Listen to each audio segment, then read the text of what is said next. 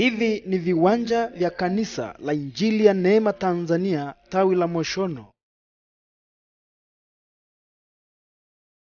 Na huu ni mkutano mkubwa wa Injili unaoletwa kwako na mhubiri wa kimataifa, Askofu Mkuu wa makanisa ya GECT, Askofu Elibariki Sumbe, akikuletea Injili iliyojaa ishara na nguvu za Mungu.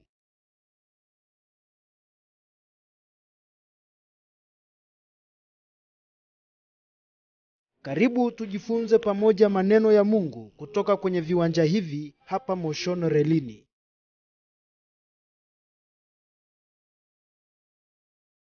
Karibu na Mungu akubariki.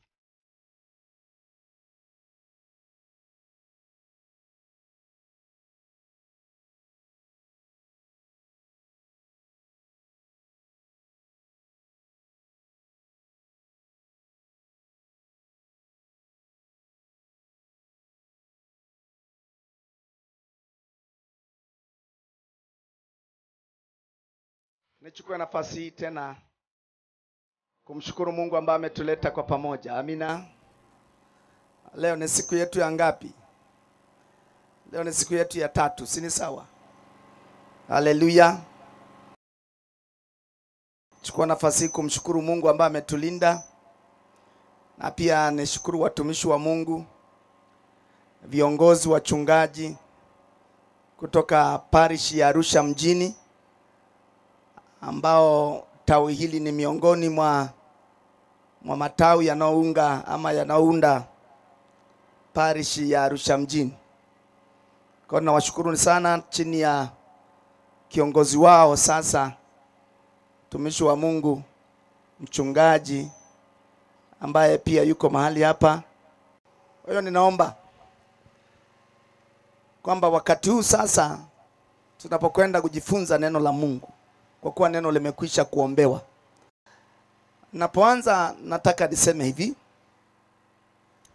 si tu Mungu anapopigana vita katika ulimwengu wa roho na ulimwengu wa damu na nyama, lakini Mungu anaangalia zaidi pia watoto wake wanaomfuatilia. Ana jambo gani la kusema ama la kuwafundisha kwa faida yao baada ya vita? Amina. Na unajua Biblia inasema mambo ya siri ni ya Bwana Mungu wetu, lakini yanapofunuliwa yanakuwa faida kwetu. Kwa hiyo tunapokwenda kujifunza sasa, Mungu ameona mioyo ya watoto wake wengi wamemfuatilia na imekuwa ni baraka. Kwa hiyo lazima awe na mambo ya msingi anayosema nao kwa ajili ya faida yao katika kumtumikia Kristo. Wangapi tuko tayari sasa?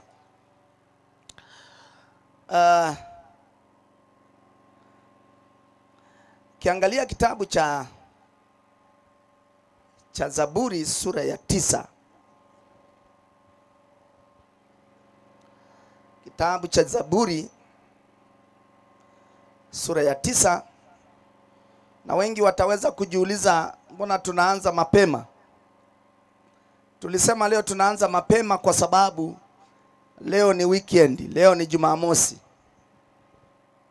Tunaamini ya kwamba sisi tulioketi hapa asilimia kubwa tu wa Kristo ama mwili wa Kristo, ambaye vimetokea mahali tofauti tofauti, makanisa tofauti tofauti.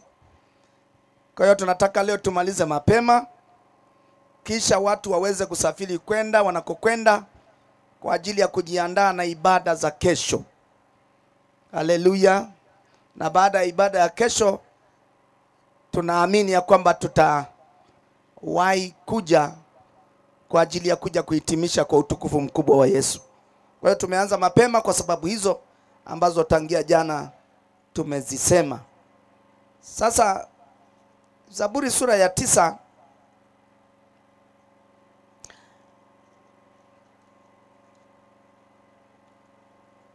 Zaburi sura ya 9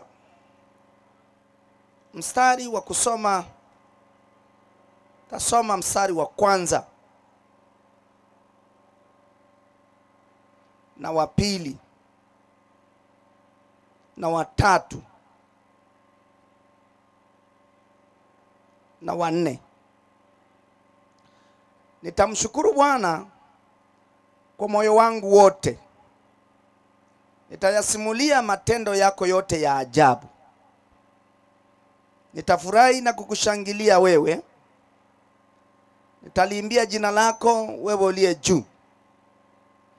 Kwa sababu adui zangu hurudi nyuma, hujikwaa na kuangamia mbele zako. Kwa maana umenifanyia hukumu na haki, umeketi kitini pa enzi ukihukumu kwa haki. Sema amina.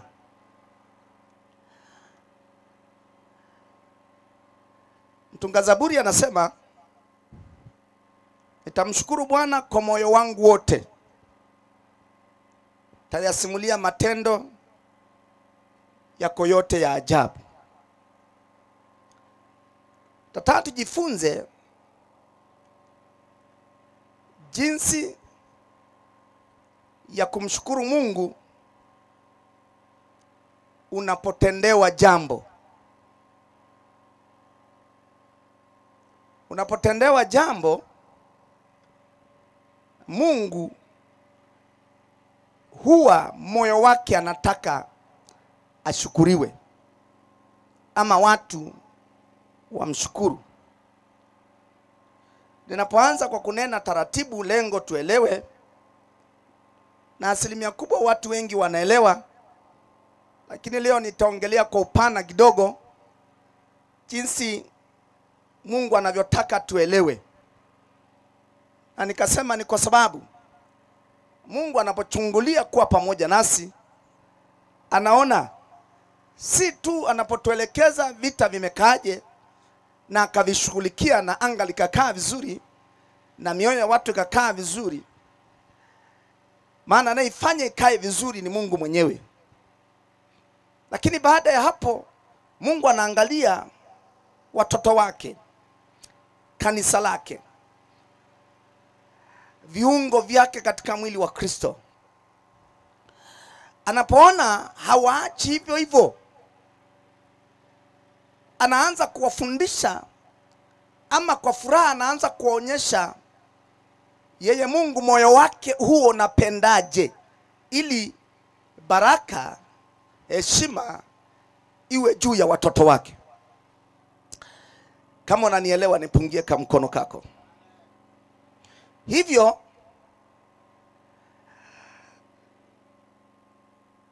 mtunga Zaburi anasema, nitamshukuru Mungu kwa moyo wangu wote. Na tunapotaka kujifunza jinsi ya kumshukuru Mungu, hasa anapotutendea jambo, Mungu tunapomshukuru pale anapotutendea jambo, huwa ni kama tumefungulia mlango wa njia ya kutokuzuiliwa tena. Jambo lolote ambalo lilikuwa linakusibu, linakuumiza, linakuchanganya, hujui kama litakuwaje, maombi hayo Mungu anapoyajibu, huwa anataka moyo wa kushukurani. Na tunapomshukuru, kinachotokea, Mungu anahakikisha njia hiyo baada ya kumshukuru, adui hata ifunga tena. Amina. Hawezi kuifunga. Kwa sababu gani? Njia za wana wa Mungu anapowatendea, Mungu anapowatendea wanawake, watoto wake, kanisa lake, anapowatendea, maana yake ana njia anayejia kwa huyo mwanadamu kuleta majibu. Sasa ile njia aliyoijia katika ulimwengu wa roho juu ya yule mtu kutengeneza, mtu yule anaposhindwa kushukuru, njia ile huwa inafungwa na adui, kwa sababu adui anajua kanuni ambazo Mungu anazitaka. Mojawapo ni watu kumrudishia utukufu kwa maana ya kumshukuru. Amina, haleluya.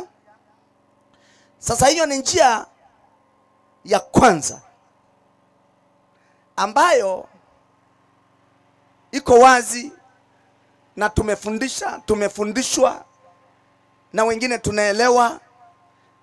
Njia hiyo ni ya kwanza kibinadamu. Ukishatendewa unapaswa kumshukuru Mungu. Si ni sawa? Katika sema hilo unalielewa. Lakini na nikakwambia hapo, nyongeza kidogo, kwa sababu Mungu kwenye ulimwengu wa roho anapokufungulia njia huwa ni kama alama imewekwa juu baina ya Mungu na huyo mtendewa. Kwa hiyo Mungu anategemea njia hiyo aliyoiweka, kwa kuwa yeye ndiye njia, kweli na uzima. Njia ile aliyoiweka anategemea shukurani unapomshukuru kwa moyo wako wote, kwa sadaka yote ambayo wewe unaona umpe Mungu, huwa inasababisha ulinzi kwenye hiyo njia. Kwa nini? Usiposhukuru, nikasema shetani ataizuia. Sasa akizuia, utakuja kukuta mbona alinitendea na atinitendei tena. Kumbe wewe hukushukuru ili ulinzi wa Mungu uje kwenye hiyo njia aliyokutengenezea. Maana Mungu si mtu anayeweza kutengeneza leo alafu kesho inafutika, anatengeneza tena nafutika. Ana utaratibu wake. Sema amina. Njia ya pili ambayo tunataka nikazie kidogo katika hiyo kushukuru,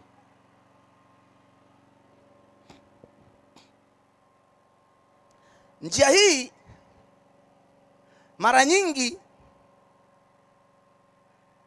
hatujaigundua sana, lakini leo tutaigundua. Sema amina. Kitabu cha Isaya sura ya 42, njia ya pili. Kama unaandika njia ya pili. Isaya sura ya 42, ndugu zangu, na ule mstari wa 8 na wa 9. Isaya 42 mstari wa 8 na wa 9, Biblia inasema hivi: mimi ni Bwana, ndilo jina langu, na utukufu wangu sitampa mwingine, wala sitawapa sanamu sifa zangu. Mstari wa 9, tazama, mambo ya kwanza yamekuwa, nami nahubiri mambo mapya. Kabla hayajatokea, na wapasheni habari zake. Sasa hapa tusikilizane vizuri. Anajieleza yeye ukuu wake na uweza wake na wivu wake, lakini mwisho anasema ametangaza mambo ya kwanza, lakini anatangaza tena, anasema hivi: nami nayahubiri mambo mapya. Hebu sema mambo mapya. Nami nayahubiri mambo mapya, kabla hayajatokea, na wapasheni habari. Anaposema kabla hayajatokea na wapasheni habari, kwa njia gani? Kwa namna gani? Maana hayajatokea, tutapataje habari? Njia hii ni muhimu sana. Kwa hiyo kwa ufupi iko namna hii. Maana yake anasema nahubiri mambo mapya kabla hayajatokea, na wapasheni habari. Mungu ana ulimwengu wake unaoitwa ulimwengu wa roho. Mwanadamu ana ulimwengu wake unaoitwa ulimwengu wa damu na nyama. Sasa anasema kabla hayajatokea kwenye ulimwengu wenu wa damu na nyama, mimi nahubiri mambo yenu katika ulimwengu wa nini jamani? Wa roho. Kwa ina maana hivi, Mungu ataanza mwenyewe kukuonyesha mambo aliyokusudia kwako kwenye ulimwengu wa roho. Amina. Anapokuonyesha mambo kwenye ulimwengu wa roho, baraka kwenye ulimwengu wa roho, uzima katika ulimwengu wa roho, huduma katika ulimwengu wa roho, biashara kwenye ulimwengu wa roho, anapokuonyesha hilo kabla hujayaona katika mwili wa damu na nyama, Mungu anataka uanze kumshukuru yeye kama sehemu ya mwitikio ya kwamba umemuelewa. Wangapi wananielewa? Kwa sababu sisi hatuendi kwa kuona, tunaenda kwa imani. Na imani ni nini?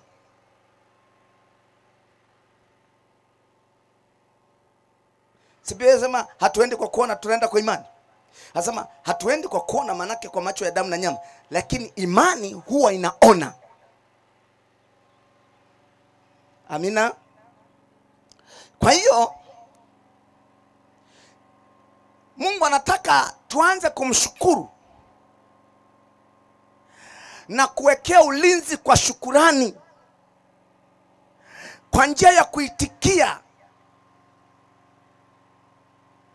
Unapofanya jambo la namna hii uliloliona katika ulimwengu wa roho, Shetani hawezi akalizuia kabisa. Hawezi kufanyaje? Kuzuia. Ninaongea na wana wa Mungu waliozaliwa mara ya pili. Yesu Kristo ni Bwana na Mwokozi wa maisha yao. Njia hii ya kwanza watu wengi tumefundishwa, tunaielewa na tunaifanyia kazi. Hata mimi naifanyia kazi. Mungu anitendea hapo jambo, huwa anaenda kumshukuru Mungu. Nimefundishwa hivyo na ndivyo ilivyo Biblia inavyoeleza. Kwa hiyo nimefundishwa kwa sahihi na tunaendelea kufundisha hivyo sahihi, kwamba tunapaswa kumshukuru Mungu. Lakini njia hii watu wengi hawajaelewa sana. Anapotufunulia jambo, anasema anahubiri mambo mapya. Anahubiri kwenye ulimwengu wa roho. Alafu anasema kabla hayajatokea na wapasheni habari. Maana yake hayajatokea katika mwili wa damu na nyama, lakini yeye amekutaarifu, unaelewa katika ulimwengu wa nini? Wa roho. Ndio maana asilimia kubwa unakuta mtu anasema kuna jambo Mungu ameongea na mimi, hebu ngoja niendelee kulisubiria, ninamwamini Bwana. Umesikiaga hiyo kitu? Maana yake huyu mtu, ndio maana ana uhakika ya kwamba kuna kitu kitakwenda kutokea hata kama watu hawajui. Kwa nini?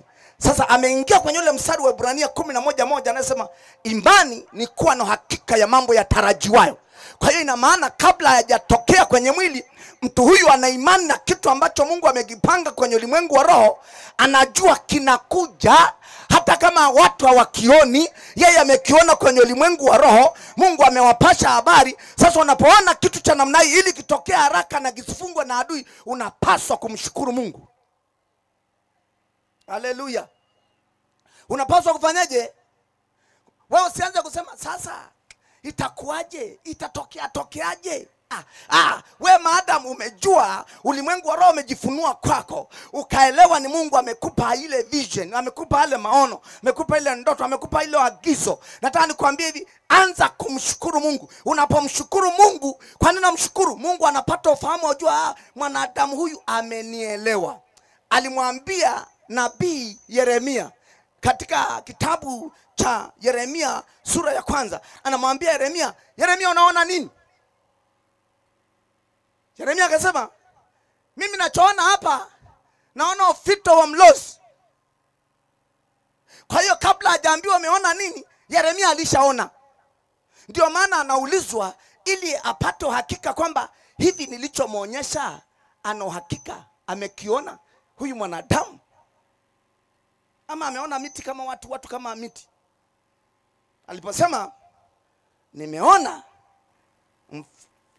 fimbo, ufito wa mlozi, Mungu alimwambiaje? Umeona vema. Kwa hiyo Mungu anachotaka, haanzi kukuonyesha kitu kwenye ulimwengu wa mwili. Unaona speaker ghafla zimetokea kwako, hizi hapa. Sema hizi ndio nilikuwa nasubiri, ndio hizi hapa. Sasa hiyo itakuwa sio imani ya kimungu. Hiyo ni imani ya kimazingaombwe. Na kama kuna miujiza inatokea namna hiyo, wewe upashwi habari, lazima uombe vizuri. Na ndio maana watu wengi wametegeshewa namna hiyo, wakapata hasara kubwa, na baadaye wakaja kujikuta wametangulizwa miujiza ya shetani na sio ya Mungu. Biblia inaambia hivi, tumesoma kitabu cha Yeremia cha Isaya 42 ule mstari wa 9, anasema kabla halijatokea na wapasheni nini? Habari. Sasa anatotokeaje? Anatokea kwenye ulimwengu wa roho. Sasa ukishapashwa habari, ndipo unaanza kumshukuru Mungu. Unaona uko nyumbani kwako, wakati huna nyumba umepangisha, mimi nataka nikwambie hivi, anza kumshukuru Mungu kwamba Baba, mawazo naye niwazia ni mema. Sasa ninaamini, nimepata hakika siku moja unakwenda kunifungulia mlango wa nyumba, nami nakushukuru kabisa katika jina la Yesu. Haleluya. Sasa wewe usikimbie na sadaka kanisani ukaenda kutoa. Hiyo ni namba 2 baadaye. Baada ya kutokea unaenda, maana udhihirisho huko. Si sawa? Mambo ya roho yanashughulikiwa kwa jinsi ya roho. Si Biblia inasema hivyo? Mambo ya roho yanashughulikiwa kwa jinsi ya roho. Si anasema hivi Wakorintho wa kwanza sura ya 2 mstari wa 9 na wa 10, si ndio? Na mtu wa rohoni anatambulikana kwa jinsi ya roho. Kwa hiyo vitu ni vinaenda katika ulimwengu wa roho. Sasa wewe usionyeshe ulimwengu wa roho alafu nakimbia sema nimebeba nini? Nimebeba hii zawadi napeleka kwa Mungu maana nimeona. Watu hawatakuelewa. Watu wataona umechanganyikiwa. Kwa sababu Mungu anahitaji mwitikio kwenye ulimwengu wa roho kwanza. Ndio maana mtumishi huyu anafundisha sema nitamshukuru Mungu kwa moyo wangu wote. Hapa hajasema nimebeba sadaka. Kwa hiyo chochote ambacho Mungu anataka, hii ni siri ya ajabu sana. Na watu wengi wameacha nyumba zao, wameacha baraka zao, uchumi wao zikaharibiwa na maadui. Zinaharibiwa na maadui gani? Kwa sababu na wewe huna mdomo wa kutulia. Ukikiona kwenye ulimwengu wa roho unainuka. Badala ukaa Mungu mshukuru, wewe unaeneza programu yako. Unajua mimi nimeota. Nimeona. Mungu amesema. Sasa sio kila mtu moyo wake umekombolewa kama wakwako. Wengine bado mioyo yao imeunganishwa na adui. Wanahitaji kufunguliwa. Ndio maana kanisa tunafanywa upya siku kwa siku. Maanake kuna vitu vya kuondolewa siku kwa siku kwa neno la nani? La Mungu. Haleluya. Kwa unakuta wana wa Mungu wamenyenyekea, wengine wako mlimani, wengine wako kwenye vyumba, wengine wako makanisani, wengine wako kwenye nyumba za watu wenye nafasi, ameomba chumba, wamekaa hapo wanafunga na kuomba, wengine wamepatana. Sasa unapoomba, unapolia, unajua mwisho ukinyamaza Mungu huwa anajibu. Mungu anapokuja kujibu, lazima na wewe uitikie ili ile njia isifungwe. Watu wengi ni hodari sana kuomba. Na ni jambo zuri maana ni roho wa neema yuko ndani yao. Lakini hawajajua namna kuitikia ulimwengu wa roho. Sema amina kama unanisikiliza vizuri. Mungu anapokosa mwitikio kwenye ulimwengu wa roho, hiyo njia inakuja kuharibiwa. Utaimba hayo maono, hayatatokea. Na hata Mungu akiamua yatokee ili asionekane ni mwongo, inatokea kidogo.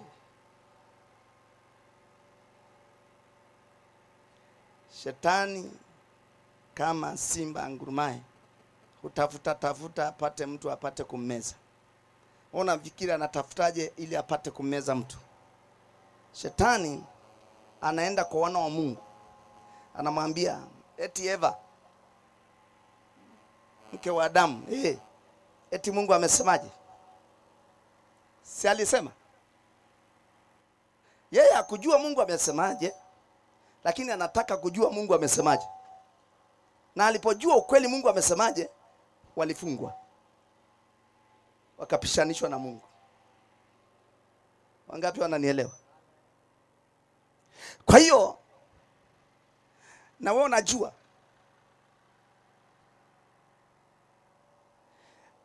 Unapoona umepata maono, ndoto, ukajua kabisa Mungu akakuhakikishia ni yeye, unayaandika. Mungu anachotaka ni rahisi tu, wewe itikia kwa kumshukuru, ili kumbukumbu ziandikwe kwamba mtu huyu amepokea, mtu huyu ameelewa. Amina. Na kutoka hapo unapomshukuru, unajua nguvu ya kushukuru, maneno ya kushukuru yana nguvu sana. Mwishoni unajua inachotokea nini? Mungu anaweka ule ulinzi kwa sababu umeshukuru. Lakini unapoacha kushukuru, matokeo yake watu wa Mungu wengi wanapeleka kwa watu, na wengine wanajua hawajafikia kiwango kama cha kwako. Wengine tu nao midomo yao haijakombolewa. Wengine fahamu zao bado zinatishwa na adui. Kwa hiyo kiwaambia tu kidogo, wewe mwenyewe hujamshukuru Mungu, tayari imefika kwa maadui katika ulimwengu wa roho. Alafu wanayanenea mabaya yale ambayo nataka yatokee. Wanasema fulani, Mungu amesema 1, 2, 3. Tunafunga hiyo njia, hayatatokea. Mwisho wewe unafurahi. Hata huyu aliyepeleka yamkini naye hajui. Yeye naye anapeleka kwa kufurahi, ni kama anashirikisha. Lakini kumbe matokeo yake likafika mahali ambapo haikutakiwa lifike. Mwisho unaona mwili wa Kristo, wana wa Mungu wanaompenda Mungu, maono yao hayatimii, ndoto zao hazitimii. Kwa hiyo wanaopata shida ni wachungaji, ni watumishi wanaolinda zile roho, maana wao wanakesha kuomba juu ya roho za watu. Wanatamani huyu naye atoke, hatoki. Tamani huyu ametoka, huyu naye atoke, hatoki. Unafikiri anajisikiaje kama baba aliyepewa kulea roho za watu? Anajisikia vibaya, kwani fulani naye atoki jamani, na anampenda. Na unakuta na wao wanampenda pasta wao, wangetamani nao atoke naye afanikiwe. Kumbe tatizo haliko kwa Mungu. Mungu ameshashusha maono yake, kusudi lake alilokusudia juu ya huyu mtu. Lakini yeye bila kunujua kanuni za kiBiblia, yeye akikimbilia kuhadisia watu. Matokeo yake si watu waliokombolewa. Unakuta limefika sasa katika ulimwengu wa roho kwa maadui, ghafla wakakufunga kwa maneno yao. Na wengine wanatoa mpaka na sadaka. Mwisho unakuta yule mtu anapanda, anarudi pu. Anajaribu kupanda, anarudi pu. Anajaribu kupanda, anarudi pu. Inaumiza, inafurahisha. Jambo hilo naomba Mungu akupe uelewa na uwe mtu wa ushindi katika jina la Yesu. Haleluya. Kwa hiyo imani ya Mungu kwa mtu huanzia katika ulimwengu wa roho. Imani ya mtu kwa Mungu huanzia katika ulimwengu wa roho. Na haiwezi kuwa imani isipokuwa yenye matendo, isipokuwa ili imani yako ikue, lazima Mungu awe anajifunua kwa mtu. Halafu yule mtu anapata uhakika wa kile Mungu alichosema nacho. Hicho ndicho imani yenye matendo. Haleluya. Hebu ngoja niseme namna hiyo utanielewa. Kwa mfano, Biblia inasema imani isipokuwa na matendo imefanyaje? Imekufa. Sasa hata imani yako inapokosa kuitikia kwenye ulimwengu wa roho kwa shukrani kwa kile Mungu anachosema, yale ambayo Mungu alikusudia yatokee hayajatokea, imani yako itaendelea kuwa hai? Itaendelea kuwa hai? Haitaendelea kuwa hai. Sikiliza. Angalia mtu mmoja, yeye ana imani, alafu anaomba. Mwisho wa maombi yote, Mungu hufanya kazi kwa kufungulia njia ya miujiza kwa mtu fulani. Sasa naposema njia ya miujiza, maana yake yale ambayo ilikuwa ndio hayapo, Mungu akijibu si ni muujiza? Inakuwa muujiza au sio muujiza?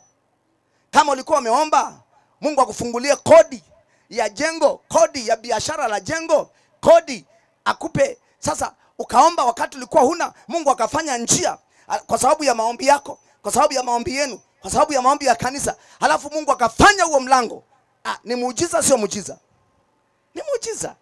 Kwa sababu ulikuwa huna, umemshirikisha pastor, umemshirikisha watumishi wa Mungu, umeshirikisha kanisa, umeshirikisha labda kikundi kimoja wapo mnachoomba, mkaamini. Wengine wakafunga na kuomba, wasema lazima ndugu yetu huyu tumlilie Mungu maana anakwenda kuaibika, na mkaomba, na mwisho Mungu akafanya huo njia. Sasa ile njia ambayo imefanyika ukapata zile fedha ni muujiza.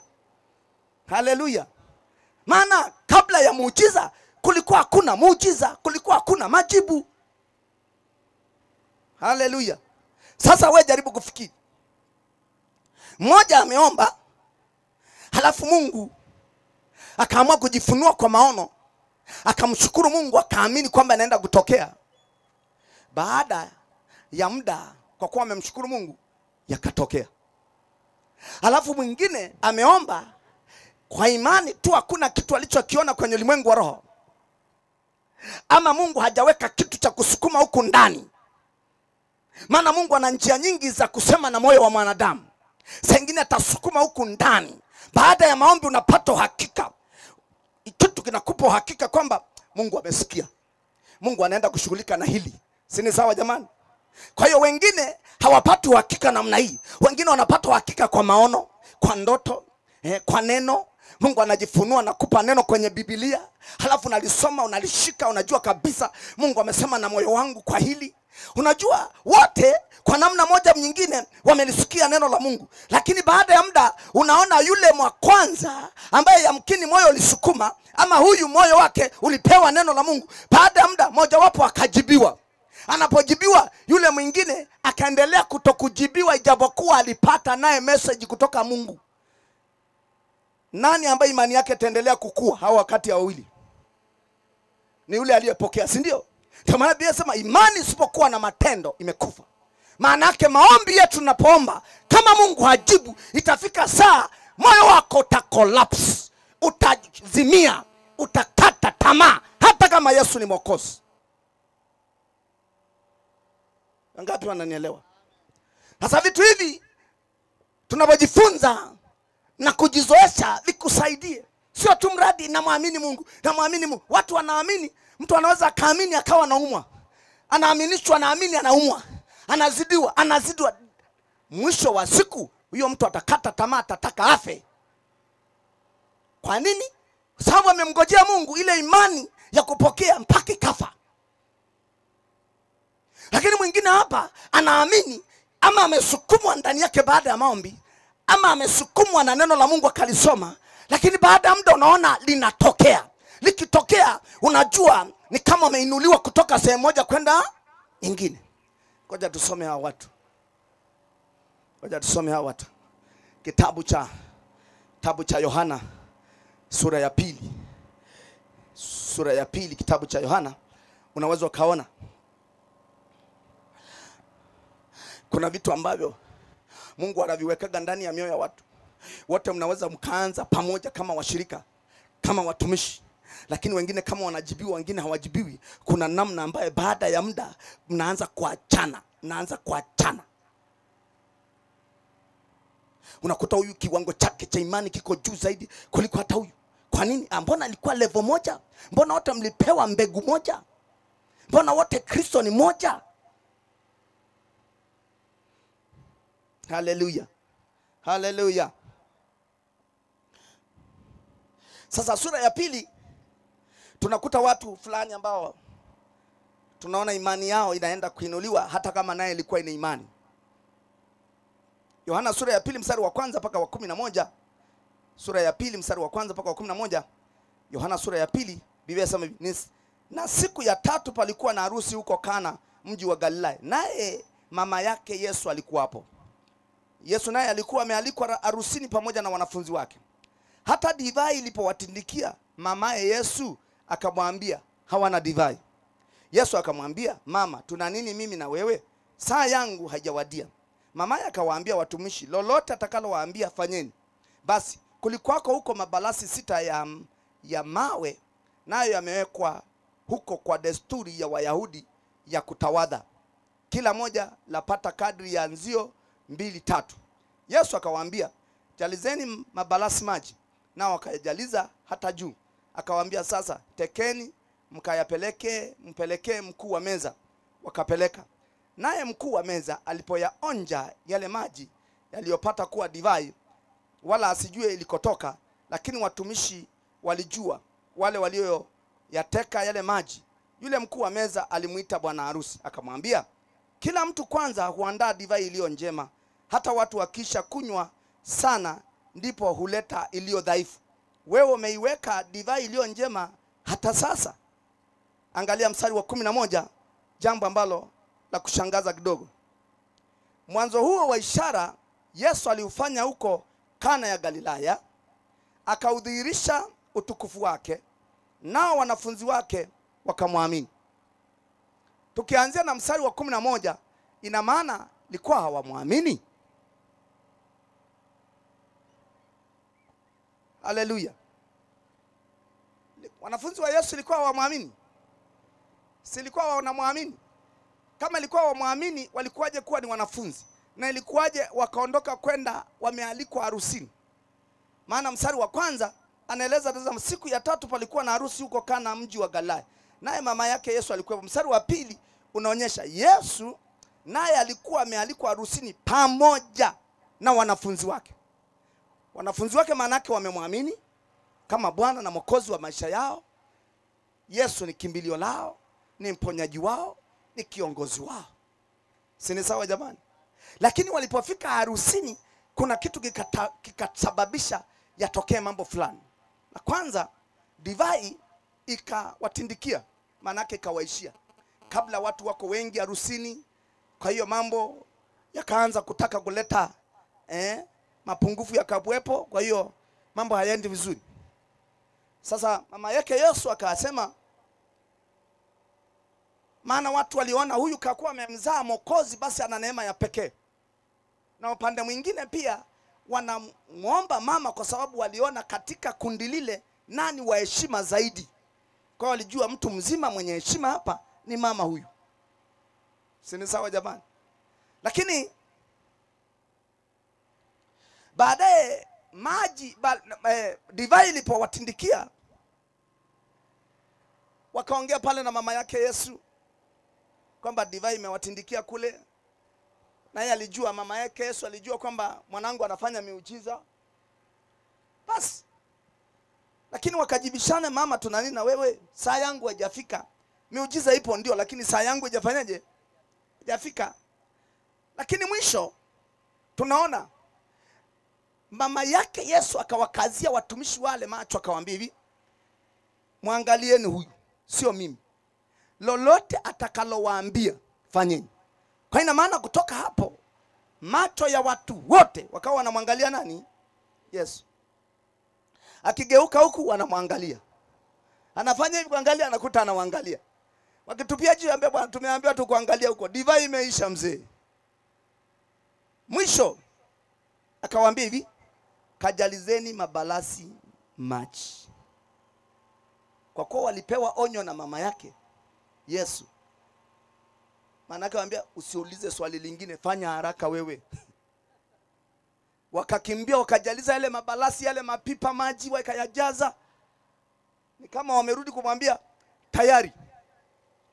Alafu yeye akawaambia tena, yapelekeni kwa mkuu wa nani? Wa meza. Kwa hiyo kulikuwa na kiongozi wa ile harusi anayesimamia ile meza. Pelekeni kwa mkuu wa meza. Biblia inasema hakukuwa na maswali. Nasema maadamu wewe umesema, tumeambiwa tukusikilize, tupeleke haya maji. Lakini nafikiri wengine wasema, lakini maji tu haya maji. Maadamu amesema twendeni. Ingekuwepo mimi na wewe hapo, tungesema mzee umesahau kuyaombea, ungeyawekea mkono ya bariki. Si sawa jamani? Tungekumbushana. Lakini wenzetu wakasema lolote analosema msikilizeni. Jamani, umesikia hiyo? Sasa mnataka kusahisha? Twendeni. Wakapeleka kwa mkuu wa nani? Na mkuu wa meza asijue ilikotoka. Waliambiwa wewe peleka, maelezo hakuna, wewe peleka. Sema akionja ikiwa ni maji tutasikia manunguniko, baadaye tumwambie sio sisi, ni huyu. Sasa mwisho tunaona Biblia inasema divai ile watu wakaifurahia kuliko ile ya kwanza. Mstari wa 11 asema hivi. Mstari wa 11 anaeleza, anasema wazi, mwanzo huo wa ishara, manake hakuwahi kufanya ishara ya namna hiyo. Alikuwa hajawahi kufanya muujiza wa kubadilisha maji kuwa nini? Ilikuwa ni mwanzo. Ndio maana hata wanafunzi ilikuwa hawaamini. Sio kwamba ilikuwa sio wanafunzi, walikuwa ni wanafunzi, lakini juu ya viwango ya miujiza vingine ilikuwa hawaamini kwamba inaweza. Sini sawa jamani? Biblia inasema ishara, mwanzo wa ishara hiyo Mungu Yesu aliufanya huko Kana ya Galilaya, akaudhihirisha utukufu wake wa Baba, alafu wanafunzi wake wakafanyaje? Wakamwamini. Neno kumwamini, na wakati ni wanafunzi wake, alikuwa haongelei tu imani, alikuwa anaongelea kiwango. Amina. Alikuwa anaongelea nini? Kiwango. Ambayo inamaanisha hivi, kama nilivyosema, ikiwa wewe umepokea neno, umepokea maono, hukuyatamia, yule aliyeyatamia kwa kumshukuru Mungu, baada ya muda unaona Mungu anafungua ile njia, maana mbinguni ni kama imesainiwa. Mbinguni ni kama ifanyaje? Wewe ngoja upewe cheki, ukipewa cheki ama mtu anakupa cheki, hata kama anakuambia bwana mimi na pesa CRDB, NMB, benki yoyote tu, anakuambia bwana sasa malipo yako mimi nitakupa cheki uende benki ukachukue pesa. Anaweza akakupa cheki halali ya benki, lakini kama hajasaini huwezi kupewa pesa zake benki. Sema amina kama unanielewa. Umenielewa hapo? Cheki ni ya benki kabisa, na benki imempa cheki kwa sababu yeye ni moja ya wateja wa ile benki. Kwa hiyo na ana cheki kwa ajili ya kazi zake. Kwa hiyo wewe ukienda ukafanya kazi na mtu yule, biashara na mtu yule, huduma na mtu yule, anaweza akakwambia bwana malipo yako utaenda kuchukulia benki. Kwa njia gani bwana mkubwa? Twende na wewe. Mimi sihitaji kwenda benki, nakupa cheki ambao ni uthibitisho, ukifikisha hawatakuuliza swali. Lakini kama umesahau kumwambia weka sahihi yako inaonyesha nitoe shilingi ngapi, anaweza akaandika nakupa 500,000, milioni 1, na ukabeba ile, lakini haina saini yake, huwezi kupewa pesa benki. Ni sawa si sawa? Watakwambia saini ya huyu mtu iko wapi na jina lake. Ameandika tu hapa 500,000, 700,000, milioni, lakini sahihi yake na jina lake liko wapi?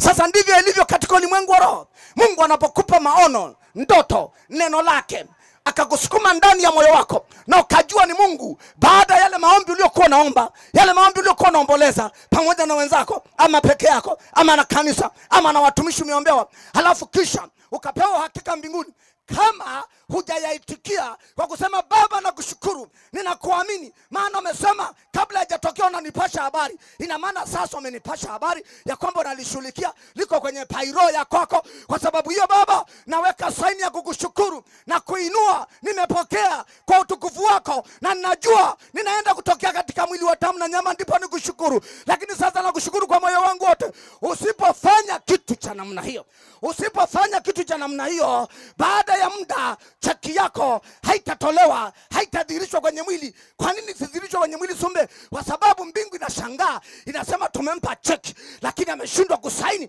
Kusainije? Kushukuru kwamba amepokea. Unanielewa? Wengine walio saini kwa kusema tumepokea, naamini ni wewe Bwana, unafanya njia mahali hakuna njia, kwa sababu umeona umefanya, nimeona umenijifunua. Baba pokea utukufu na heshima, maana Baba ni kwa utukufu wako. Baada ya muda, kwa kuwa huyo mtu amepokea kwa shukurani kile alichopewa, baada ya muda unaona Mungu anasababisha njia, ghafla inatokea ile jambo. Watu wasema hakika huyu ni Mungu, hakika huyu ni Mungu. Na iwe kwako katika jina la Yesu Kristo jioni ya leo. Uelewa huu ufike ndani ya moyo wako, na uwe unafanya hivyo katika jina la Yesu. Kwa nini watu wa Mungu? Naomba usijidharau. Mungu mpaka sasa husema na wanadamu. Ukitaka kufanikiwa, angalia, wacha Mungu endelee kusema na moyo wako. Na pale anaposema na moyo wako, kuwa mwangalifu sana kuitikia kwako. Unaweza usikitikie, ama unaweza kaitikia, ndipo matokeo yako yako hapo. kabla hajashuka kwenye ulimwengu wa damu na nyama. Unanielewa kitu nasema? Unanielewa kitu nasema? Biblia inasema katika kitabu cha Kumbukumbu la Torati, tangu juzi nasema maneno hayo, sura ya 5 mstari wa 24, inasema Musa anawaambia wana wa Israeli, hakika tumejua. Wana wa Israeli sasa wanajua, anasema hakika tumejua na tumetambua leo kwamba Mungu husema na mwanadamu. Mungu husema na mwanadamu bila kujali cheo chake. Mungu husema na mwanadamu, naye mwanadamu akafanyaje? Akaishi. Sio akafa, sio mauti. Mungu husema na mwanadamu, mwanadamu akaishi. Awe ni mchungaji, awe ni askofu, awe ni kiongozi yeyote katika mwili wa Kristo. Hata wale ambao si wa Kristo, Mungu ana uwezo wa kusema nao. Mbona alisema na Farao? Farao alikuwa Mkristo. Mbona alisema na Herode? Mbona alisema na mke wa Herode? Maadamu Mungu ni mkuu kuliko wanadamu, mbona alisema na kunguru? Mbona alisema na punda? Punda, kunguru wana thamani kuliko mwanadamu. Kiwa kunguru anaweza kasikia sauti ya Mungu. Samaki aliyemeza Yona alisikia sauti ya Mungu. Sembuse mwanadamu aliyemuumba kwa sura yake, aliyemwekea uzima wa milele. Wewe ni wa thamani Bwana, katika jina la Yesu. Lazima ukatae. Moyo wangu umekataa. Kwani Mungu aseme na wanyama na mimi niko hapa mwanadamu? Maadamu nimezaliwa mara ya pili, Yesu Kristo ni Bwana na Mwokozi wa maisha yangu, roho yangu imeokoka. Nimekubali mwenyewe, sio kwa kushurutishwa, Kristo awe Bwana na Mwokozi. Na unajua amefundishwa kuomba, na nikaanza kujifunza kuomba, na baadaye nikafundishwa kujazwa na Roho Mtakatifu. Nikajazwa na Roho Mtakatifu, nikaambiwa natoka kwa Mungu, na nikawa nanena kwa lugha. Mungu husema na wanadamu. Nataka niwaambie ndugu zangu, moyo wako funguke, ujue Mungu husema na mwanadamu. Wacha kuweka sentence kwamba ni baadhi ya wanadamu. Futa hayo maneno. Labda uwe na kiburi, na hata ukiwa na kiburi, maadamu unaupenda uso wa Mungu, saa kikutokea atasema na wewe. Atakupata mstari wa Biblia, atakwambia tubuni, mrejee. Sengine atakwambia kumbuka ni wapi ulikoanguka, ukatubu. Atasema tu. Mungu anaachaga kusema na mtu anapoacha kutafuta uso wake, basi. Lakini hata ukitaka kwenda kukosea, kabla hujakosea, Mungu huwa anatoa angalizo, atasema na wewe. Biblia inasema kabla hajatokea na wapasheni nini? Si tumesoma 42 Isaya mstari wa 9, si ni sawa? Anasema kabla hajatokea na wapasheni nini ndugu zangu? Habari.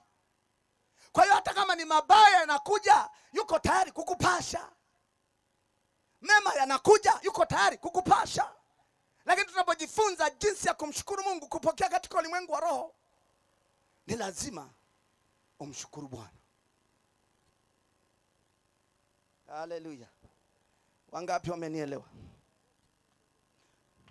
Na ndio maana inaniumiza sana, wana wa Mungu wamejikana, hawataki dhambi. Dunia hii sasa hivi imekaa kwa namna ambayo shetani alishakamata mioyo ya watu wengi, ambao wengine ni wala rushwa, wengine wanafanya vitu kwa ushirikina. Wana wa Mungu wanaotembea katika kweli ndio wanabaki kama maskini, kama watu wa mwisho. Na wakati wao wana baba yao aliye tajiri wa matajiri. Yeye ni Mungu mkuu, akisema kila kitu kinakaa sawa. Lakini unakuja ukuta ndio wanataabika. Tukishindwa kumwambia nini, anambia labda mapito ndugu. Haya ni mapito tu. Vumilia. Amevumilia mwaka wa kwanza, wa pili, mapito ndugu. Hata kama ni mapito, amua hivi, hata kama ni mapito, nataka Mungu aseme na roho yangu. Hata kama ni kifo, acha Mungu aseme na roho yangu. Unaamua kutoka ndani. ndipo utaona Mungu atasema na wewe. Kuliko tu kujipa imani, naamini tu. Umeomba, wanalia watu wa Mungu, wanaomba, wanalia. Na Mungu anasemaje? Hajasema na mimi. Mungu asema usema na wanadamu, na wanadamu wakaishi. Kwa nini asiseme na wewe?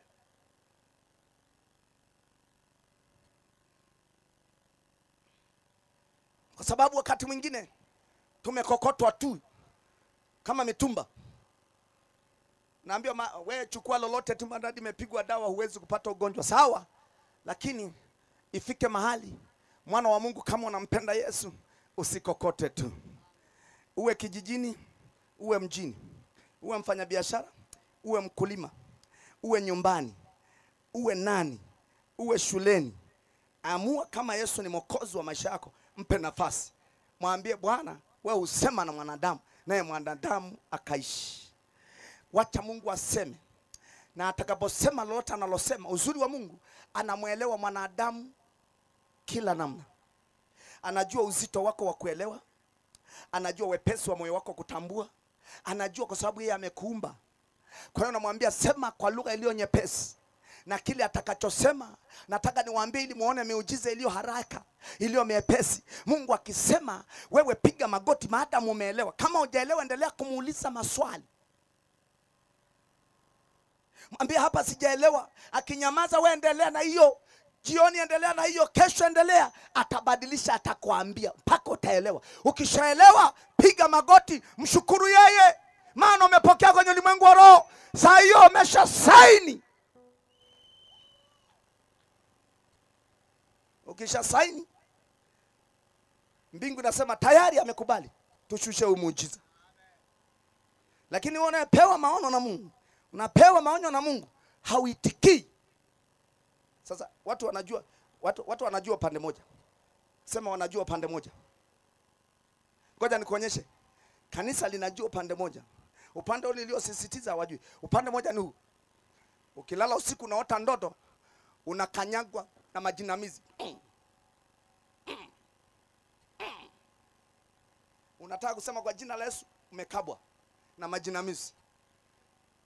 Ama majitu yanakufukuza. Ama unatumbukia kwenye korongo.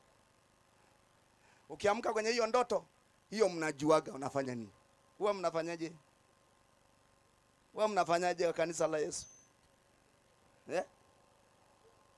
Huko mbona unakemea na ukata? Lakini kiletwa nzuri mbona upokee kwa shukurani?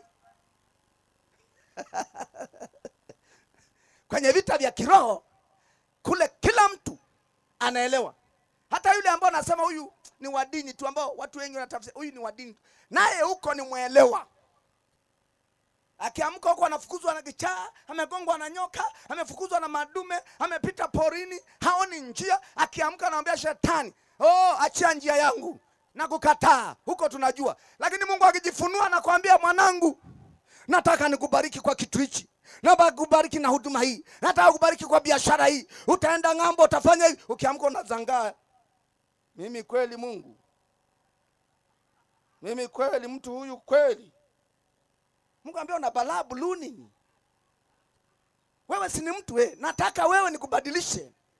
Nataka wewe uwe miongoni mwa wanaofanikiwa. Mimi kweli? Mimi kweli? Ninaenda Kenya kweli hata mpaka wenyewe si ufahamu. Unazungusha kichwa tu pole pole kama bundi. Mungu asema nani amekuloga wewe?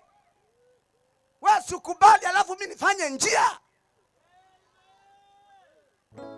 Kwani mwenye kufanya njia ni nani? Anasema mimi ndimi njia ya kweli na uzima. Alafu anasema nafanya njia mahali hakuna. Sasa anakujia wewe ili ushangaze ulimwengu, ashangaze watu wenu, ashangaze huduma yako, ashangaze kanisa, ashangaze watu wengine, waamini kwamba Yesu yuko pande wako. Mbona alimshangaza Petro? Biblia inasema Petro hakuwa na elimu wala maarifa, lakini jitu linahubiri watu 3,000 wanaokoka siku moja. Linatembea kama saizi. Mungu anamwambia wewe, watu hao wote huwezi kuwashika vichwa vyao, wacha ushamba. anapita hapa, anapita hapo na kivuli chake, watu wanainuka ta. Jitu ambaye sema amina. Sasa huko tunaelewa, kwa sababu nasema hiyo ni huduma. Mimi sijaitiwa huduma, umeitiwa. Hata biashara ni huduma. Sema amina. Kumbuka mtu wa kwanza alipoumbwa hakuumbwa kuponya watu. Mtu wa kwanza alipoumbwa aliumbwa na uchumi wake, akawekewa kwenye bustani ya Edeni. Edeni ilikuwa ni uchumi wa mwanadamu. Ambiwa tunza, kula, tunza, alafu utakuwa na tunza. Maana yake Mungu anapomuumba mtu anamwekea na uchumi wake, maana anajua mtu huyu atatokea na uzao wake usipate shida, anataka na uchumi. Sasa kama uchumi shetani aliharibu, maana yake unapookoka Mungu anaanza kuleta njia mpya. Njia gani? Analeta maono kwako, analeta ndoto kwako. Sasa unapoona kitu cha namna hiyo, lazima uitikie kwenye ulimwengu wa roho, bila kujali umetokea ukoo gani. Hata kama wameisha wote, hata kama wameambiwa ulilelewa majalalani, ulikaaga majalalani, wewe ulikuwa changu ndoa, wewe ulikuwa mtoto wa mtaani, wewe ulikuwa mwizi, sawa. Maadamu hayo yote ni dunia, nimepitishwa. Lakini Yesu amekuwa Bwana na Mwokozi. Ukapata pastor anayekulea, ukapata watumishi wanaokutia moyo, ukajazwa na Roho Mtakatifu. Mungu unapoanza kuomba, Mungu hukumbuka agano kwamba alimleta mwanadamu duniani ili awe na uchumi wake, awe na bustani yake ya Edeni. Na kwa sababu hiyo lazima akupe vision, akupe ndoto, akupe neno, akupe ahadi. Anapokupa, piga magoti, mshukuru yeye aliye juu. Ukimshukuru yeye, umetia sahihi hundi ya kibali ya kupata pesa. Unapoacha kushukuru, unaacha hundi yako inarudi makao makuu mbinguni. Na unajua Mungu ana kazi nyingi, ana wana wengi duniani, na wale walioenda mbinguni walioshinda wako wengi. Alafu unaringa na kufundisha jambo hili, ulikamate kuanzia sasa, maana kituo chako kinaenda kubadilishwa, maisha yako yanaenda kubadilishwa.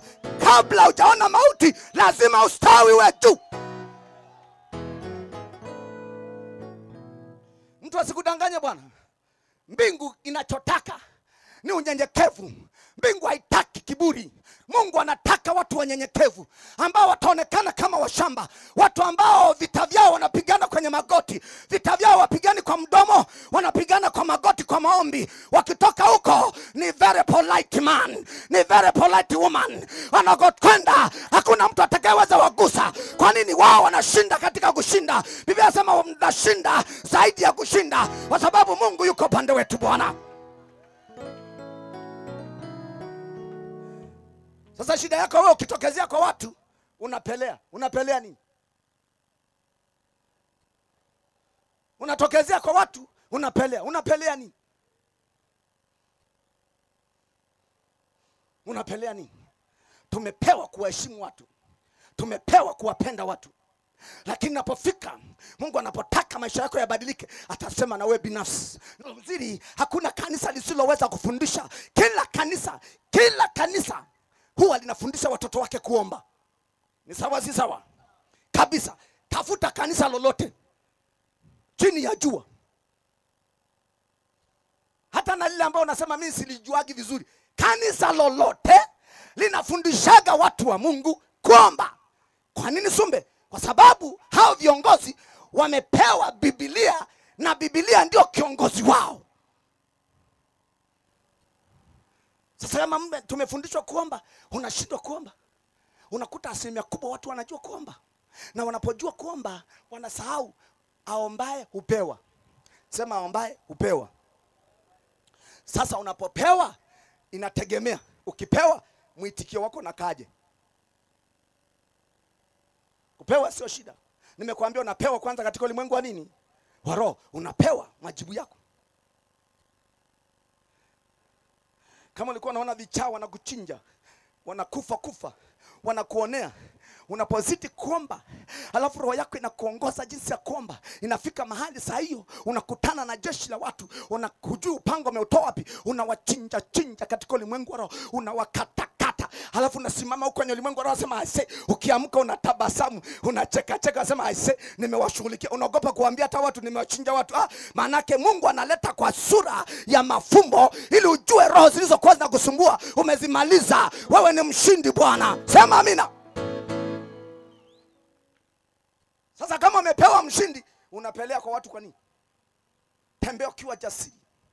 Tembea ukijua kwamba njia yako ina Mungu. Sema amina. Kabisa, hakuna mtu aliye kiraka, aliyokoka, aliyempokea Kristo kuwa Bwana. Hakuna mwanadamu kiraka. Maadamu mbingu bado zinasema, hakuna mwanadamu kiraka. Hakuna mwanadamu mabaki.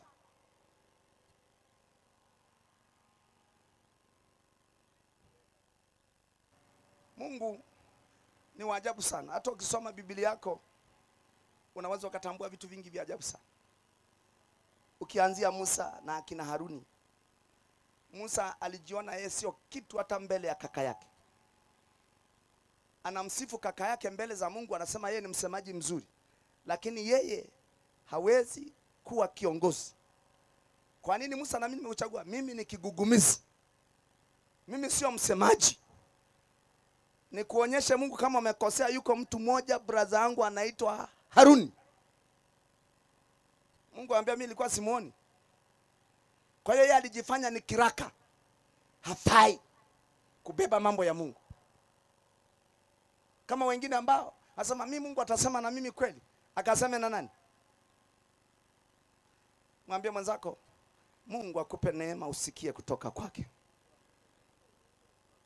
Na ukienda kanisani, kanisa lilosimama vizuri, usikie Mungu kupitia madhabahu. Haleluya. Lakini kikubwa nataka nikushawishi uwe na roho ya maombi. Ndio mwanzo wa kutoka kwako. Usitafute huruma za wanadamu. Usikokataa hiyo kitu, Mungu hawezi kujifunua kwako. Lazima ufike mahali useme hivi, litakalokuwa na liwe. Bwana useme na roho yangu. Kama nasemaga na wanadamu, hata kama nimelogwa, hata kama na laana, hata kama nimefungiwa mashimo na kuzimu, Baba sema na roho yangu na nijue yapasayo kutenda. Mungu hawezi kunyamaza. Akiona akisema na wewe hutaelewa, atasema utakuwa na shangaa huelewi. Atatuma hata mtumishi kutoka mbali, atakufuata, ambaye tena una mazoea naye, saa nyingine hata umjui. Atakapokuja kwako utaona anaanza kuzungumza, Mungu ameniambia 1 2 3, wewe unatoa machozi tu. Amejuaje? Ili ujue Mungu anakufahamu. Cha msingi moyo wako umtegemee yeye. Sema amina kama unanielewa. Kama umenielewa nipungie kama mkono kako namna hiyo. Maana kama mkono kako ni kazuri sana Bwana. Mungu amekaweka kana vidole vitano. Ni utukufu wake kama vile huduma 5. Mungu anakupenda. Nipungie tu mkono namna hii huku ukiwa umesimama pole pole. Simama pole pole. Ndugu zangu, Mungu alisema na Hajiri. Hajiri hakuwa na agano na Mungu. Hajiri alikuwa Misri. Hajiri alikuwa ni yaya, mdada anayetumika kwa mzee Abraham. Mtumwa. Mama alipokosa mtoto miaka mingi, nafika 100. Baba ana miaka 100, Sarai ana miaka 90. Akaona sasa hakuna namna. Hajiri kabidi Sara amwambie mume wake, chukua huyo mume mwanamke, hata kama ni mfanyakazi wa ndani tupate uzao. Alipoona amefanya makosa akamchukia Hajiri. Hajiri sasa hiyo ana mimba. Sababu agano la kale lilikuwa wazuiliwe kuoa, sio sasa. Sasa hivi Mungu hataki huo ujinga. Lakini nachotaka kufundisha, baadaye mama yule akawa mkali. Sema kama Mungu aliniahidi hata kama nimefanya makosa kwa mume wangu, lakini bado namwamini Mungu. Akamfukuza Hajiri. Na Abraham alipotaka akamrudishe, Mungu akamtokea Abraham akamwambia, sikiliza sauti ya mke wako. Hata kama alifanya makosa akamwambia muoe huyu, lakini sikiliza sasa sauti ya mke wako. Alipoenda kwa Sara, anamwambia, unasemaje Sara? Anasema, sitaki Hajiri hapa kwangu, aondoke. Mama amekasirika. Akajua amefanya makosa. Lakini hata kama nimefanya makosa, namrudia Mungu. Abraham akaambiwa na Mungu, sikiliza sauti ya mke wako. Hajiri akafungiwa viriba vya maji na akamkata na mtoto wake Ishmaeli. Wakapotelea jangwani. Sara akasema, poteleni mbali. Wakaenda. Hajiri akapata mateso jangwani. Sio mbugani, jangwani. Jangwa hakunyeshagi mvua. Jangwa mchanga unachoma. Jangwa hakuna mti wa kupumzika. Wakati anasema Hajiri kwamba mtoto wangu Ishmaeli, sasa hatuna chakula, hapa ni jangwa. Ninakokwenda huko hakuna mtu, napokwenda hivi hakuna mtu. Sarai amenifukuza. Kuliko nione mtoto sasa anakufa mbele yangu, maana ameanza kulegea, basi namwacha pale afie pale bila kujua anakufaje. Hajiri akaondoka. Wakati Hajiri anaondoka, Mungu akasema naye. Kama Mungu anasema na mtu wa mataifa, sembuse uliye mwili wa Kristo. Moyo wako ufunguke uelewe. Mungu alisema na Hajiri ambaye hana agano.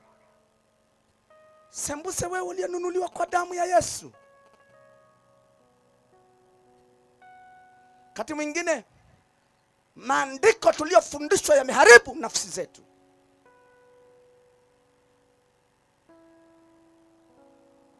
Mungu husema na mwanadamu. Mungu husema na mwanadamu. Hata kama umekosea, Mungu huwa anasema. Hata kama anakuonya, atasema. Hata kama anakupenda, atasema. Ukianza kwenda vizuri, asema, mwanangu kaza mwendo, unaenda vizuri. Mungu husema na mwanadamu. Wengine wamefika mahali mpaka wanatafuta kabila, asema kabila letu ili hatustahili.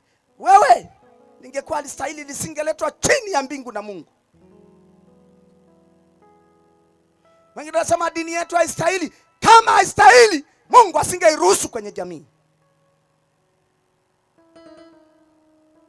Mungu husema na mwanadamu.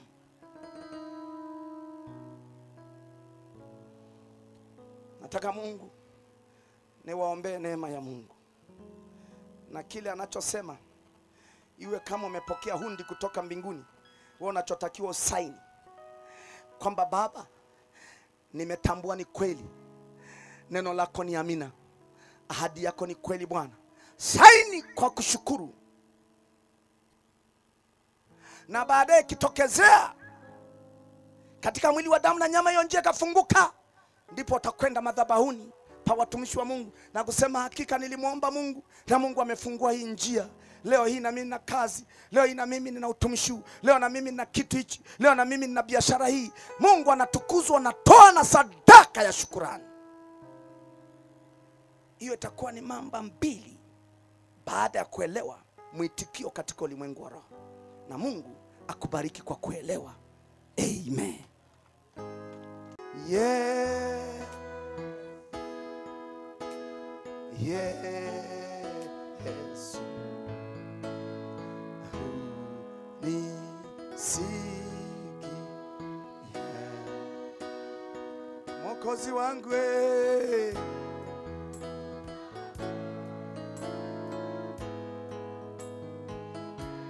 naomba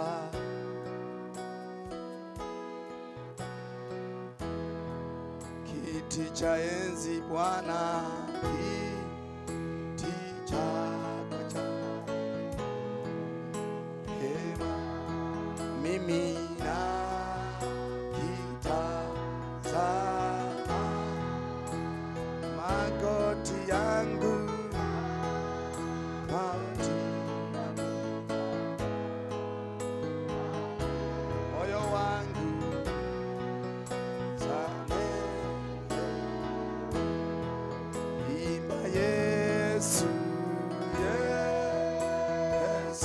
Hallelujah. Omba.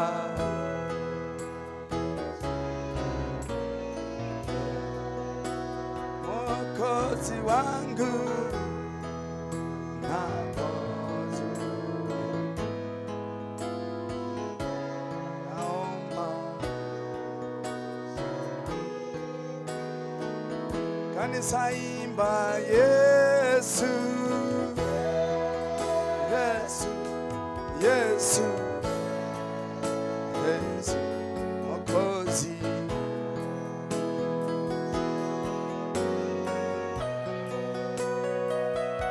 Hallelujah.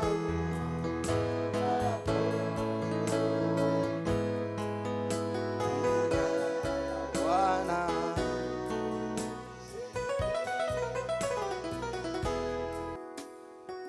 Nataka nikuombee ufikie baraka za Mungu. Kuna uwezekano mkubwa kabisa kufikia baraka za Mungu. Na Mungu anaangalia moyo wa mwanadamu ili afikie. Maana Mungu akitaka kumfikia mtu anaangalia moyo wa mtu. Naomba moyo wako uwe sababu ya Mungu kuufikia. Na hata kama watu wengine hawaujui moyo wako uwe sababu ya Mungu kuufikia. Wala usiogope. Wala usiingiwe na hofu. Moyo wako ni mali ya Mungu.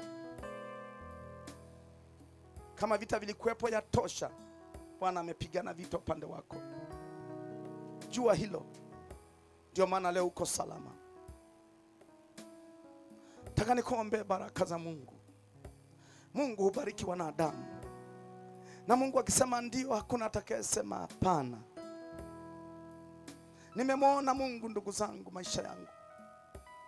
Nimemwona Mungu hatua zangu. Alinifundisha jambo moja tu. Kaniambia moyo wako ujae kunipenda na uwe mnyenyekevu, usiwe mashindano na wanadamu. Usiwe na mashindano na wanadamu. Saa ingine wanadamu wanaposhindana na wewe ni kipimo cha huduma yako, kipimo cha maisha yako ili ufikie. Kwa lazima uwe mwangalifu sana. Baba Mungu mtakatifu, hakuna anayeweza ila wewe peke yako unayewawezesha watoto wako. Na inua mioyo ya watoto wako mbele za uso wako Mungu. Na tazama na wao wamekubali mioyo yao kuja mbele za uso wako. Ninatamka baraka juu ya maisha yao Mungu. Maana wakati mwingi umewapigania mapigano makuu juu ya vita vilipoinuka juu yao. Na Bwana najua baada ya vita wewe huwa unawabariki watoto wako unapowashindia.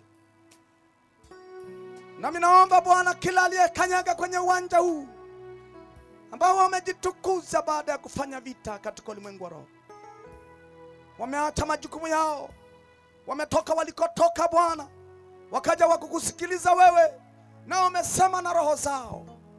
Ninawaombea baraka katika jina la Yesu. Natamka baraka, asiwepo atakayezuiliwa. Hata kama walikosea siku za nyuma kutokushukuru kwa kile unachojifunua kwao katika ulimwengu wa roho, yamkini ni kwa sababu hawakutambua, hawakuwa na ufahamu. Naomba wasamehe, warehemu Bwana, maana hakuna mtu aliyejua njia hii pasipo wewe. Ndio maana Musa alisema, wewe usipokwenda pamoja nasi, mimi sitaondoka hapa na watu wako. Alijua hakuna wezaye kusogea bila mkono wako. Wasaidie Bwana, kwa jina la Yesu Kristo. Neema na amani na furaha na ushindi na baraka zikawe pamoja na wao. Na ikiwa miili yao ina shida Bwana, waguse wanaposhuka, waguse na miili yao. Watenganisha na mauti, watenganisha na magonjwa, watenganisha na mateso, watenganisha na mikosi, watenganisha na nguvu za uharibifu katika maisha yao kutoka sasa Bwana. Nao watajua umewagusa kwa pendo lako. Kwa jina la Yesu Kristo aliye hai. Natamka kuinuliwa, watoke chini waende juu. Kwa jina la Yesu. Kama ambavyo tunapozaliwa watoto wachanga, kila mtu anazaliwa Bwana akiwa mtoto mdogo. Hata kilo zake zingine ziko 4, zingine 3.5, wengine 5, wengine 6. Wanazaliwa Bwana, lakini hawabaki na hizo kilo. Wanaendelea kwa watu wazima, hatimaye wanajua kutembea. Na inua hatua zao kutoka chini waende juu Bwana. Na inua baraka zao kutoka chini zaende juu Bwana. Asiwepo atakayewapinga kutoka leo. Asiwepo atakayewazuilia kutoka sasa. Asiwepo mtu awayeyote atakayenena kinyume chao akafanikiwa, bali waharibikiwe. Wanaowatakia mabaya, wanaoitakia Yerusalemu mabaya, wanaotakia Sayuni mabaya, waharibikiwe Bwana. Bali kanisa lako likastawi, watu wako wakastawi, wanaokuheshimu wakaheshimike Bwana. Wainue na njia zao na maombi yao na kazi zao, huduma zao, shule zao. Wainue Bwana katika jina la Yesu. Na kutoka sasa Bwana, na wainue wachungaji katika eneo hili, wanaotumika katika eneo hili, katika anga hili, kwa kuwa wamepigana vita Bwana. Najua na watumishi wako wengi katika mwili wa Kristo, mahali popote walipo, katika kata hii, katika mtaa huu Bwana, makanisa yao yote, na waita Bwana katika jina la Yesu Kristo. Uweza wako ukawa juu yao, ili wakutumikia katika mwito mkuu ambao umewaita Bwana, ili wapate utukufu Bwana, kwa ajili ya jina la Yesu Kristo. Asiwepo atakayeshushwa tena Baba, asiwepo atakayeharibiwa, bali wale ambao wana nia ya kuharibu, wao ndio waharibikiwe. Lakini watumishi wako wainuliwe Bwana, wathibitike Bwana. Kusiwepo na nguvu yoyote itakayewazuia, na watoto wako wakue katika neema, wabarikiwe kutoka sasa. Ninakubariki katika jina la Yesu. Nabariki njia zako, nabariki maombi yako, nabariki sauti yako, nabariki kutulia kwako kwa Roho Mtakatifu, nabariki maono yako utakayoyapata yawe yamebarikiwa. Kusiwepo na njia yote itakayefungwa kwako kutoka leo, katika jina la Yesu. Walionena mabaya juu yako, mabaya yawarudie wao kwa jina la Yesu. Walionena usirini kuzuia njia yako na fitina na uharibifu, iwapige wao aibu kwa jina la Yesu. Wao kawe juu siku zote katika jina la Yesu Kristo. Achilia baraka utokapo na uingia hapo kutoka sasa, katika jina la Yesu. Achilia uzima katika viungo vyako, kwenye macho yako, katika jina la Yesu. Na tuseme amen. Mpe Yesu makofi.